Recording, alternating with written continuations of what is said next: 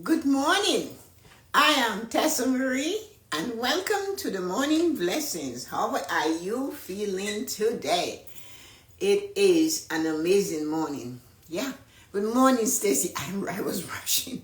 How are you feeling this morning? Good morning, Nancy. How are you feeling this morning, everybody? It is 7:59 a.m. I am Tessa-Marie and welcome to the morning blessings. It is amazing. Hello, sister. How are you? Did you wake up at 5 as you said you would? I am hoping that you did. Thanks, Stace. Guys, good morning. So we have a few seconds. Let us just breathe in the morning. Nancy is warm. Dawn is warm. Stacy and I are freezing because we are not in the tropics. So I'm having, as usual, my warm tea, which is the golden triangle. You see how it looks golden? I have that at least maybe every other day or something, whenever I feel like it. So today, I felt like it. So let us do this. Thank you, Stace. Assumptions. This is one. Hi, everyone. Nancy said good morning, everybody. Assumptions. We make a lot of assumptions. I am guilty of it.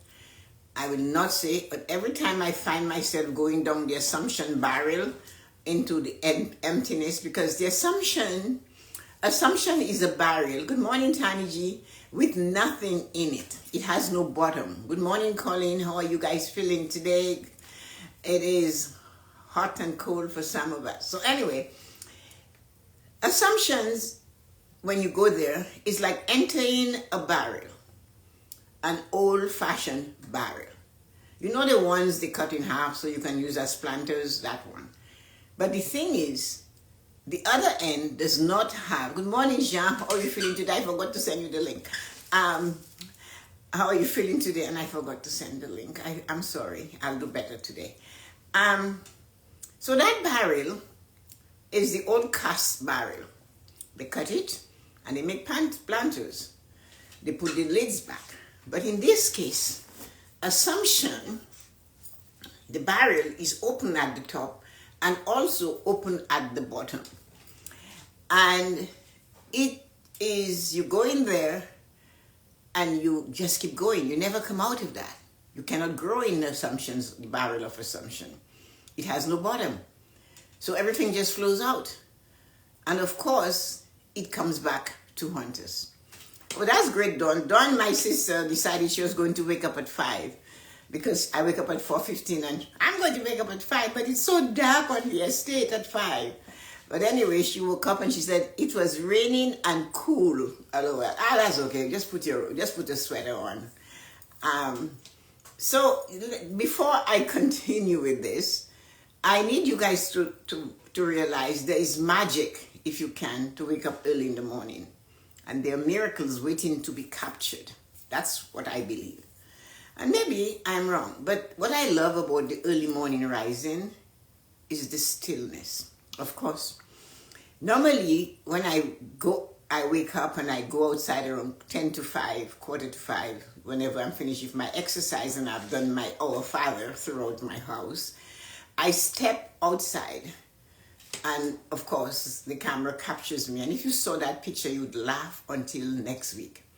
I'm in my robe, and if it's not snow, there's no snow on the ground, I walk to the pergola and I stand there and I look up at the sky and I do not pray when I go there. I wait to hear what guidance I will receive. So I cannot go into the back because there's snow all around the patio. And I stand there at the door and for 2 minutes, -11 today. So with a robe and then a shawl over my shoulder, and I stand there for 2 minutes, just listening, looking at the sky, looking at these trees that are sparse with no leaves, hearing my neighbor's furnace working for the blowing outside. And then when the alarm goes, I go back inside. Normally when I do that, I stand there to just wait to see or to hear what guidance I'm getting. And many times it's a simple thing. Like maybe you should drink your coffee black today. I do not question the thoughts that come when I'm outside. At that time, I believe it is divine guidance and I'll just drink it. Or when you go in, relax, take a deep breath and think. I'll do that. So it's just for 2 minutes, but that is a ritual I do every day. Now, I don't know what the end results will be, but at this time I stop to connect with my God because I believe in a God. So if you believe in the universe, you can do that. In the spring and the summer, the birds because I live on the edge of a forest, or in it was a forest before. So the birds and the bees and the animals and everybody is quacking and speaking, and then you do not hear furnaces running. You might hear a train go by. Good morning, Roslyn. How are you feeling today? So waking up early and spending 2 minutes listening to the guidance for you for the day is very important. And if you are able to do that, you are getting yourself closer to being in a line with the universe as it is going. Normally at that time, the world is just beginning to stir. People are not waking up. They're still deciding, should I go or should I stay? Like our stuff yesterday where we said that some people wake up and some of us just decide the body likes the bed. So it's the same thing. It's a challenge to give yourself. Even if you were to do it twice a week, it would be fun. I do it 7 days a week. And last Saturday I didn't. And I felt, as I told you yesterday, I was running to catch a train that had already left the station. The day had already gone ahead. And I'm coming up and I don't have the stamina to push through and the train, and I'm waving like that crazy person on the train platform. We've all seen those. That's what, for me, it feels like waking up after 4:15. So let's go back to our word, assumptions. That's what our morning blessings is today. Assumptions, I said, it's like a barrel, an old cast barrel that has no bottom and no top. You enter into assumptions and you get lost. There's no way out. You could call it a rabbit hole. But the rabbit knows how to get up. And since we are not rabbits, we are stuck in assumptions. And that puts us down. Assumptions are zapping away at our happiness and joy. It is taking away our happy feelings and our happy joy. The thing is to practice to avoid assuming. What they always say about that, if you want to know, rather than make an assumption, ask a question. And maybe the question might be answered, or they might say, mind your own business, which is really what we should be doing instead of assuming what's going on in the lives and places of others where it has nothing to do with us. Somebody, you might enjoy, like I enjoy doing this. I have to use me as a reference. It's not for any other reason. That's how I know how to teach. You teach from what you have experienced. And you teach by sharing what you're going through with others. So I enjoy doing this. I enjoy speaking. I love to share. I love to share material things. I love to share knowledge. Good morning, Yuko. How are you feeling this morning? I love to share what I learn and what I have. I love to talk. So people will make assumptions. Simple assumptions. I have never been a fact person. For example, good morning, Arita. How are you feeling this morning? So the assumption is, what do you do to stay slim? That would be the question. I bet you she doesn't eat. Don't you eat? What do you eat? That is not asking me.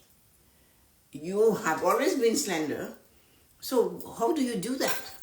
Would be the right thing. Instead, the assumption is, I don't think she eats. She eats like a bird. She's this, she's that. You don't know? Ask. That's what assumptions are. But when somebody makes an assumption about you, it hurts you. It doesn't make you feel good to know that when you're not there, they're making assumptions about your life, about your what you're doing, where you're going.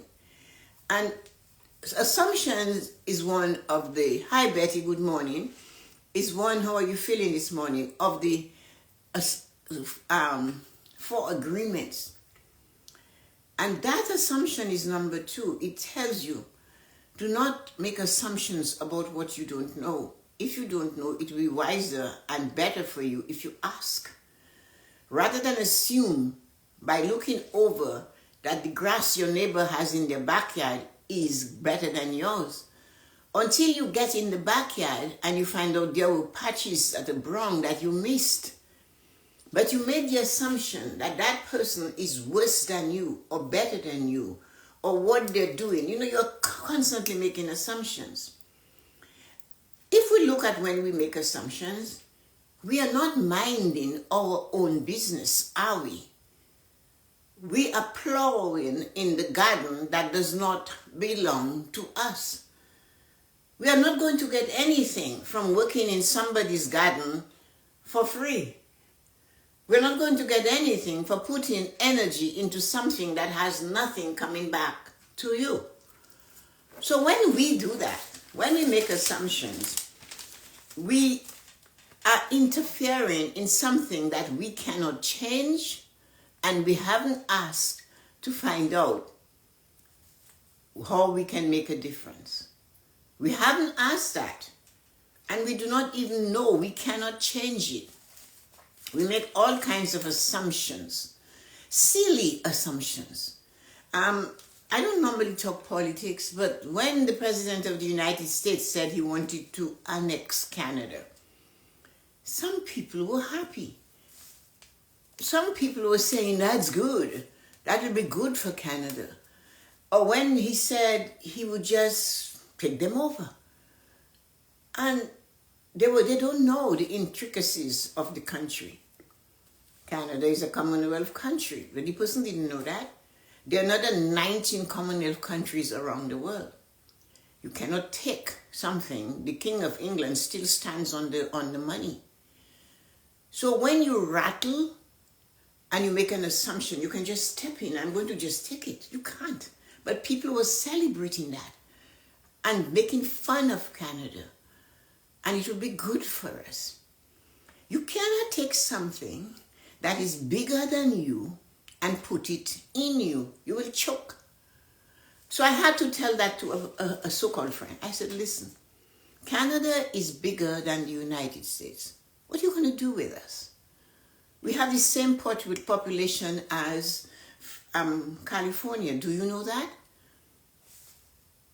So don't assume that you can just do things. Get your facts right. So, hi Kimberly, good morning. How are you feeling today?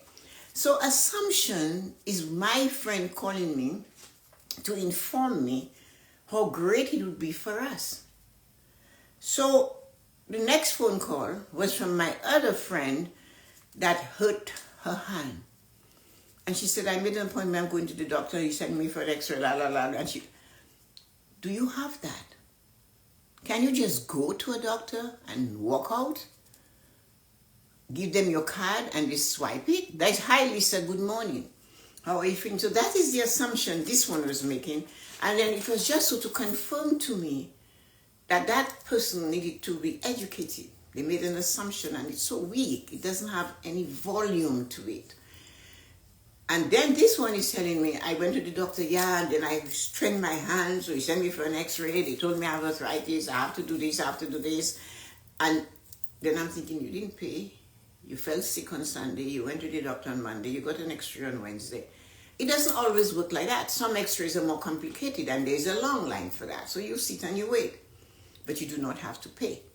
So you can give that up if you want. Education from junior kindergarten to grade 13 is free, which is like first year university. Well, no, they cut that out, grade 12 is free. Catholic, Protestant, all the schools. Assumptions. So we need to stop making assumptions. If we do not know something about something, we should ask. We have the tendency to make assumptions about everything, just like my friend did. The problem with making assumptions is that we believe they are true, because we convince ourselves and those around us that what we're assuming is the truth. But we can't. Because you see, we are judging the book by the cover. We haven't opened the pages of the book and go in to find out what's really going on in this story. We just look at Tessa-Marie. She's skinny. She must not eat it out. And like this, there was a lady that was at a function with another woman. I told you guys the story. Like I hear, when I go places, I go there to just absorb, listen, and enjoy the atmosphere. And in doing this, you spend moments of stillness, and you're just standing. And you might have a glass in your hand, and you can just stand like this and use your eye. That is a thing the nuns taught us. When you enter a room, you do not have to rush into the room. You pause.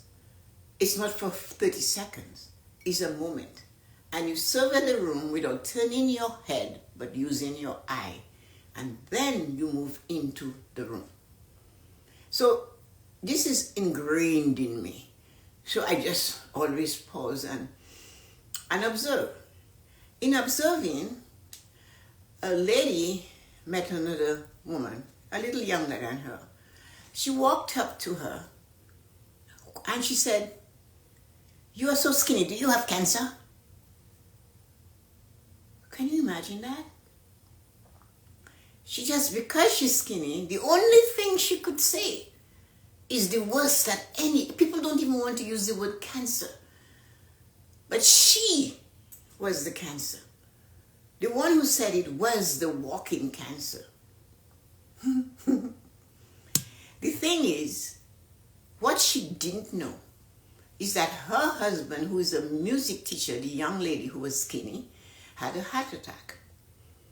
And she had to change his diet. And all of us women know, if we want the husband to eat right, we have to do the same thing. So she started cooking in a special way for him, which also benefited her. And that, yes, it was awful. And as I always say to you guys, what we say is what we get. Fast forward to today. This woman that had prepared a life for herself to retire in a warm climate, got to enjoy it, maybe 2 years going off and on. Today, her mind is sharp. Her body no longer allows her to travel on a plane to go to that. What we say. That's why yesterday we talked about thoughtfulness. So, was it right making this assumption because she's skinny, she must have cancer? You could have looked at her and said, "Wow, you look so nice. You look beautiful. I love it. You look nice." You don't have to say, "Did you lose weight?" You don't have to say anything like that. Find that little thing rather than make an assumption. But she made the assumption, and that's what happened. The problem with making assumptions is that we believe they're true. We make assumptions about others, what others are doing or thinking. And really, assumption is a form of gossiping. "Oh, I saw so-and-so, and my God, she's so skinny, I think she has cancer." That's gossiping. Because and I just stood there. I knew them both from just knowing them. They weren't my friends, but I heard it and I looked and I thought, wow. Just like what, what's her name, Jean said, it was awful. So fast forward, the younger woman is living her life and she's now wheelchair bound. That time, wasn't it better for her to take that time and say, "You look amazing. What are you doing? I would love to try that." Right? No. Instead, she gave her the worst with her tongue. And she ends up with the worst. We have to be careful with that tongue. Stop assuming, don't stop assuming and concerning yourself about other people's life. Look at the life of others and observe. What can I learn? Question. I love what you're doing. What can I do to do this. I love how you look. I love where you live. What are the prices of the homes in the neighborhood? Instead, they will say to you, oh, you must be rich. You're living in that area. You don't know how long I went to live there. When I went to live here, the mosquitoes were as big as our thumb. There were no buses running here. We had to walk up to Kingston Road to catch a bus. And it's a 2-kilometer walk. But now that you are aware, you make a statement like that. Should I tell you the story? I just have to assume. And my brother Curtis taught me a lesson. Years and years ago, we were sitting at a restaurant, and I told you guys, all of us, a few of us were visiting Dominica, and one man stood on the railing of wherever he was. I can't barely, it was on the riverbank. And he said, when I look at you guys, all I see is money. So Curtis said, thank you. I accept it. In the name of Jesus. So Curtis is a theatrical kind of guy. He has more than enough in his energy. And then he said, the same way, if this guy says something negative, you say, I repel it. Oh, Jesus. And he looked at us and he said, Mommy taught me that. I said, oh, okay. So you see, in the house of 8 people, all these children and all these adopted children, Mommy taught each of us something different. So Curtis got to accept the good things in the name of Jesus and to repel it in the name of Jesus. Should that younger woman say to her, I repel your statement? Maybe she should. But she didn't know. So, that I got, yeah. I forgot that, darn. Look at what my sister said. This lady assumed that I got out of New York for other reasons than retiring. Yes. I'll put it together. Dawn talked to me last night, and somebody that Rosalind knows met Dawn and Eric and Cyrilla in the city. They came down from the estate and they were in the city shopping. And this lady, as soon as she saw Dawn, she said, aren't you happy that you left New York before all of this started? And you know. So Dawn said, we were so shocked. We looked at her like, and all that Eric could say is that she has a passport. What he really wanted to say, she's a citizen. And she has an American citizenship and a Dominican citizenship. And she almost got a Canadian one, but she kind of lost it. So, but she assumed that Dawn was illegal and she ran away from America before she got deported. They were so stunned that they couldn't come back. And that is again an assumption. Dawn has been there since May of last year. She went before to make sure she wanted to live there. But this woman who doesn't know Dawn's reasons, instead Dawn is retiring, and that was Dawn's prayer. That was Dawn's dream, goal, and desire, and I'm telling you, I know that. I am the one that stayed up until 11:30, 12 o'clock at night when she was leaving NYU to come home, and it was so dark, and I stayed on the phone talking to her until she got into her house. So that she was safe. She had somebody on the phone. The kids were sleeping. And she will tell you, when she started taking her courses to do what she desired to be one of the biggest building managers in New York City, Top of the Rock and all these kind of places where she worked. She had to take courses, fireman courses, drill, and she had to take them at NYU. She took one, and I said, well, you can take 2 nights. Then I had her taking 3 nights. She still grumbles about it. But this woman made an assumption that she was escaping being deported. That's why we have to watch our words. She did not escape, but she didn't know that. She just assumed. You can find happiness when you decide, I'm going to let that go. I'm not going to make an assumption about everything that happens in people's life or I see around me. Stop assuming about that far-reaching things you don't know anything about. And that is one of the things people will always do. They'll find a reason. They'll look at you and say, oh, Are you going to divorce? Or you're divorcing because why? He's running around? People will tell you that. Or you divorce because he's doing this or doing that. They don't know though. So assumptions, if you find yourself making an assumption, Google. Go ask Dr. Google. Google it. But don't take it to your doctor, because you know what my dentist told my friend? I do not take prescriptions from Dr. Google. And that is something that we have to understand. So stop assuming. Stop assuming, because it makes you feel like you know everything about others. You are lying because you do not. It's a lie. You're creating a lie because you do not know, and you're making up a story about some friend of yours. Like, people assuming is like gossiping. Gossiping always has a lie to it. Gossiping is like the story that changes. The more people that repeat it, the more it changes. It does, like a jackass.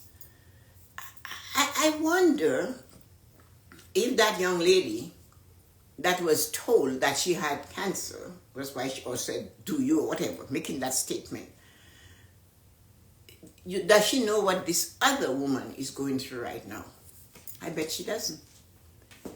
And you have to pity her. And assumptions, if you're aware that you're doing it, you can change it. Somebody would not enjoy hearing I can't be bothered if these people's, you would say that's not nice, but that is nice. Because they're telling you, I don't want to make assumptions. People ask me questions about others that are not there. And I just go, I don't know. And they know damn well I know. But I always say, I don't know. And then I told you what I did. I lost a bunch of friends. They never liked me like that after that. After I told them I will not gossip about another friend's daughter. What is going on? One told me at a Christmas dinner, what is going on with so-and-so's daughter? I said, I don't know. How you mean you don't know? You guys are friends. I still don't know. And that was not sufficient.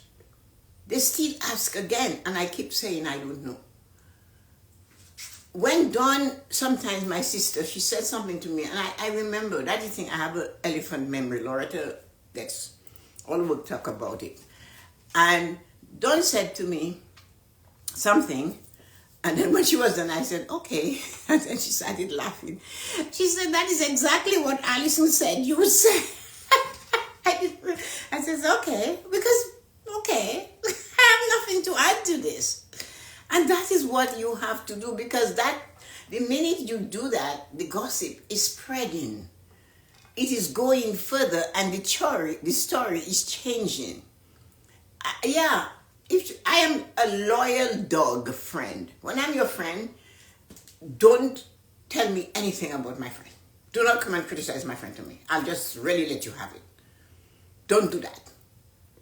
I can criticize my friend to her face, or his face, or my siblings, but don't come to tell me. Dawn can tell you. If one sibling come to tell me something about another siblings, I just go, okay.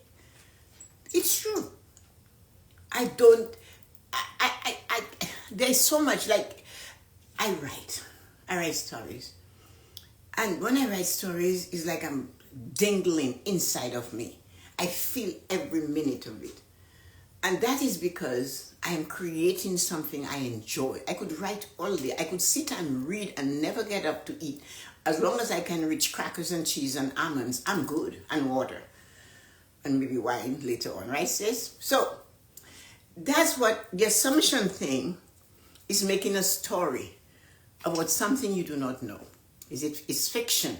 So if you're going to make an assumption, and you find you're always making assumptions, why don't you write a story? Write it. Instead of saying it out. About us speaking it to somebody else. Write it.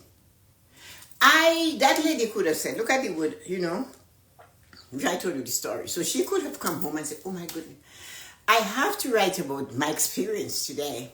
I was at this function and I saw this girl, and she's writing. She used to be plump. But when I saw her, her curves were showing, her shoulder was back. She looked stunningly amazing. It made me feel so good to see how she looked. I am so happy to see that. And she could have gone on and on. I loved her shoe, her dress fitted her, it hugged all her curves. She could have played with words. That's why when you speak, I hear words. You can tell me one word and I can write a story about it. It's just how it is. And yesterday, I had to go clean snow because it wasn't enough for the snowman to come to shovel it. But it froze, and it did that. And I was standing, and I have this ice thing, and I'm doing it. And I stood up, stopped, put it on the ground, and I looked up at the sky, and the sun flashed in my face. And I paused, and I said, oh, vitamin D. I went inside when I was done, and I wrote a little story about where you can get vitamin D and how often you can get it. If I had chosen not to go outside, I wouldn't have gotten the vitamin D. So I said, Angela was lost and she didn't know where she was going. She really had to go find her friend, but somehow along the way, she missed her stop or her turn. And she found herself on the street and she didn't know where she was. She looked around and did not recognize anything, except when the sun came down on her face, she said, wow, vitamin D for me today. I just wrote that just for fun. So that's what I mean. Instead of assuming about somebody's behavior or what they do or what they're thinking, what's going on with them, why they're like this, why they do something, and write a story about your experience. You know how you can start this? Every morning, I write for 2 minutes a gratitude, something that I'm happy and grateful about that happened yesterday. And that is one gratitude for two minutes. Put it on and write about something that happened to you that you're happy and grateful. Like everything I had planned to do yesterday, I did it. Late at night, I hadn't written for the day, but I had done so many things. I have 5 million shoes. So I put all my shoes in order. I decluttered. And I told Colin I had to do this. And I had done it. And then I also did the snow. When I cooked and I read. And I had so many things. I had to call Wilkins and Bowers for my head coat. I had to call the insurance company and all those things. I succeeded in everything. And late as I didn't write. So I got the computer out, put it down there, and I wrote the part of a story I'm writing for my new granddaughter to be, and I finished it. I normally write for a minimum of 15 minutes. I went to 17, but I wrote enough to know that I satisfied that goal, that dream, that desire I have. So that's what it is. Write, instead of an assumption, write about your day. Be grateful. And when you pray, or when each time you open your mouth and you speak, you're praying. Every time you speak, you're praying. And what you ask for, you will receive. The person you ask it about is not going to receive it. You create it, you heard it first according to another brother, and it belongs to you because you heard it last. Got it? So every time we speak, we pray. Stop making assumptions, because these assumptions are the prophecies we're creating for our future. A prophecy is something hi Marina, how are you feeling today? Something we know for sure will happen. Assumptions about others is prophesizing about yourself, especially making negative assumptions about others. Every time we speak, we're prophesizing our future. Remember that. And every time we make an assumption, we are literally lying because we do not have the answer. And when we repeat that assumption to somebody else, we are gossiping. And gossiping changes because that somebody else is going to change it and tell somebody else and somebody else. And every time you listen to the story, it changes. Assumption is an agreement we have to make for ourselves to avoid. It is literally entering a barrel that has no bottom and no top. and expecting to roll yourself out of there. You are not going to come out, because that barrel will keep rolling and rolling and rolling until it gets down to the village, into the river to the sea, and you will drown. You will never be able to succeed if you rest yourself on the habit of always assuming, and especially when you assume the worst for others. Remember that today. Have a wonderful day. Let me see what you guys said, because I know you said something. The biggest inspiration. Thanks, Stacy. Some crackers and cheese you love with me too. Good for you. Always standing up for what's right.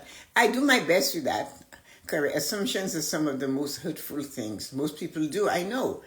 Make you look like an ass. I like that one. Someone used to tell me, yes, I know about her causes. People are just jealous. Yeah, they are. They're just jealous. I remember that. I tell you. The lady assumed that I got out of New York in time because I was not landed. Really? That's what they do. So guys, it's Wednesday, and have a great day.